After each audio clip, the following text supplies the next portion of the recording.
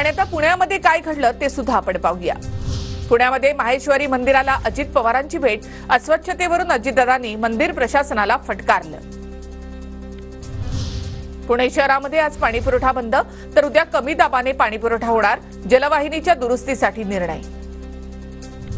पुण्यामध्ये झालेल्या पावसामुळे 132% पेरण्या पूर्ण, सरासरीच्या तुलनेमध्ये पेरणीच्या क्षेत्रात 3 लाख हेक्टरनं वाढ, कृषी आयुक्तांची माहिती। पुणे महानगरपालिकेमध्ये 682 रिक्त पदांसाठी भरती, 19 ऑगस्ट पर्यंत इच्छुकांना ऑनलाईन अर्ज करता येणार। कनिष्ठ अभियंता, Foreman, mechanic, auto electrification, welding, painting या पदांची भरती।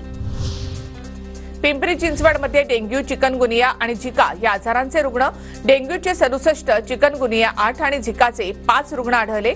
महानगरपालिकेकडून काळजी घेण्याचं आवाहन।